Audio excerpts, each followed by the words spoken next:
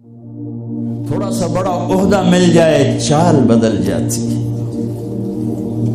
محلب بن یزید بن ابی صفرہ عراق کا گورنر بازار میں بڑا اکڑ کے جا رہا تھا تو مالک بن دینار نے فرمایا او جوان سنبھل کے چل، اوپر بھی ایک طاقت ہے. تو یوں کہنے لگا لگتا ہے مجھے جانتے نہیں ہو، لگتا ہے مجھے جانتے نہیں ہو. کہ بیٹا تمہیں تم سے زیادہ جانتا ہوں. کہ کیسے؟ کہ تیری ابتدا ایک گندا پانی ہے، تیری انتہا ایک ڈیڈ باڈی ہے، اور اس کے درمیان میں پیشاب پاخانہ ہے. تو محلب کا سر یوں جھک گیا، کہنے لگا عرفتنی حقا، تو نے مجھے صحیح پہچانا. آپ کی چال میں عاجزی، قدم چھوٹا، چال میں تیزی، چلتے تھے تھوڑا سا آگے جھک کر.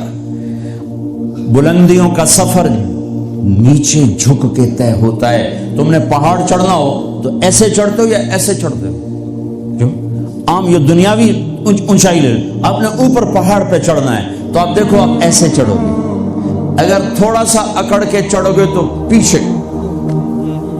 تو میرے حبیب نیچے جھک کر چلتے تھے. یبدأ من لقیہ بالسلام، ہمیشہ سلام میں پہل فرماتے تھے. اللہ نے چن کے بنائے حبیب اللہ، حبیب اللہ. ایک ہی سطر میں 3 نبیوں کا فرق بتاؤں. موسیٰ علیہ السلام نے کہا رب اشرح لی صدری، اللہ نے اے اللہ میرا سینہ کھول، اللہ نے کھول دیا. لیکن اللہ نے اپنے حبیب سے کہا الم نشرح لک صدرک، میرے حبیب میں نے آپ کا سینہ کھول دیا، آپ کے مانگنے سے پہلے ہو گیا. موسیٰ علیہ السلام نے کہا ویسر لی امری، اللہ میرا کام آسان فرما، اللہ نے کر دیا. لیکن اپنے حبیب کو مانگنے سے پہلے فرمایا ووضعنا عنک وزرک الذی انقض ظہرک، میرا حبیب میں نے آپ کے بوجھ ہٹا دیے، آپ کا کام آسان. آسان کام کسے کہیں؟ جس پہ دل ٹھک جائے وہ آسان ہوتا ہے، جس پہ دل نہ ٹھکے وہ مشکل ہو جاتا ہے. گرم پانی سے وضو کر کے آ کے نماز پڑھنا کوئی مشکل ہے، لیکن دل نہیں آیا تو جی نہیں پڑھی جاتی.